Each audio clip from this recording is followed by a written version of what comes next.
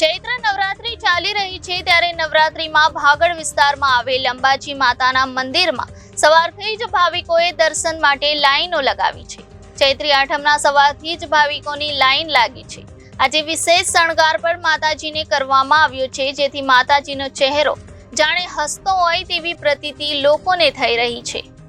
ભાગળ વિસ્તારમાં આવેલ અંબાજી માતાજીના મંદિરમાં સવારથી જ ભાવિકોએ દર્શન માટે લાઈનો લગાવી। ત્યારે કિરણ જીતેન્દ્ર ગોસ્વામીએ કહ્યું કે વર્ષમાં 4 વાર જ શણગાર કરવામાં આવે છે, તે આજે કરવામાં આવ્યો છે। આ શણગારમાં કોઈ ફરક પડતો નથી। આ શણગારમાં માતાજી હસતા હોય તેવું લાગે છે। સવારે 4 વાગ્યાથી લોકોની લાઈનો લાગે છે। આજના દર્શનથી શરીરના દુઃખ દર્દ દૂર થાય છે, તેમજ વેપાર ધંધામાં વૃદ્ધિ થાય છે। 450 વર્ષ જેટલા જૂના મંદિરમાં શિવાજી પણ દર્શન કરવા આવ્યા હતા। સવારથી લઈને બપોર પણ મંદિર ખુલ્લું રહે છે। સાડી અને નંગનો શણગાર કરવામાં આવે છે। સાડીઓ પણ ભાવિકો દાનમાં આપે છે। રોજે રોજ ઘટનું પૂજન પણ કરવામાં આવે છે। ઝવેરાનું પણ પૂજન થાય છે। ઝવેરાના પાણીથી ઘણાની બીમારીઓ પણ દૂર થાય છે। શહેરના અલગ અલગ વિસ્તારમાંથી દર્શન કરવા માટે લોકો ઉમટી પડ્યા હતા। કિરણ જીતેન્દ્ર ગોસ્વામી છું। આજે આઠમનો પર્વ છે, કે પ્રકારે મંદિરમાં માહોલ છે અને શણગાર કઈ પ્રકારનો માતાજીને કરેલો? આજે જે શણગાર કરવામાં આવે છે તે વર્ષમાં ફક્ત 4 વાર જ કરવામાં આવે છે। માતાજીની સાલગી, 2 નવરાત્ર અને બેસતું વર્ષ ને આ શણગાર વર્ષોથી અમે આજ કરતા, બાપ દાદાના વખતમાં આજ કરીએ, એટલે શણગારમાં કંઈ જ ફરક પડતો નથી, પણ આ શણગાર અમારે કરવાનો ને વર્ષમાં આ જ શણગાર અમારો ખરા નંગનો માતાજીને પહેરાવીએ ને માતાજીનો આ શણગારથી માતાજી એટલા એ દેખાય છે કે માતાજી આમ જાણે હસતા હોય ને એવું લાગે। નાના દર્શન કરવા લોકો સવારથી 4 વાગ્યાની લાઈનમાં ઊભા રહી ને અત્યારે બી તમે જો બપોર તડકામાં એટલું પબ્લિક દર્શન કરવા આવે છે।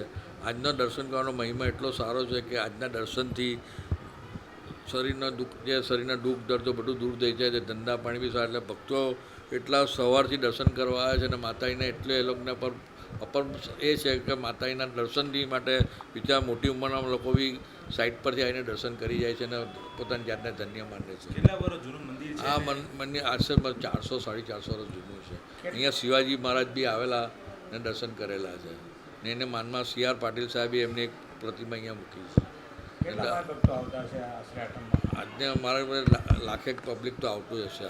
સવારે જે ચાલુ થાય તો બપોરે બી મંદિર આજે બંધ રાખવાના નથી, કારણ કે દરેક ભક્તોને લાઈન બહાર, એટલે બપોરે 12 થી 4 બી મંદિર ખુલ્લું રાખવાનું। ખાસ કરીને માતાજીને શેનો શણગાર કરવામાં આવે છે?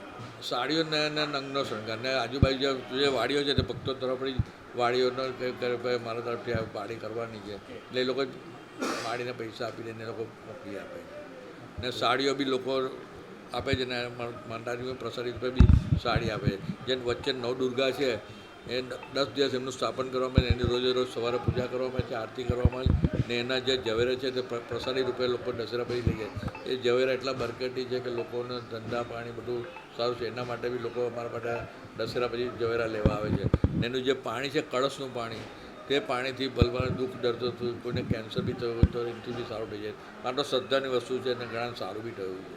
એટલે માતાજીના આશીર્વાદથી લોકો આજે એટલા જ ને વર્ષોથી આ મંદિરે જે કાંકાટી વેસુ છે, ઉધના છે, ચારે બાજુ સલાબત પરાઠી, પણ સવારની અંદર પબ્લિક એટલું આવે છે કે લોકો થાક ઉતારીને કે થાકી જાય તો બી અહીંયા આવીને એ લોકો થાક ઓછો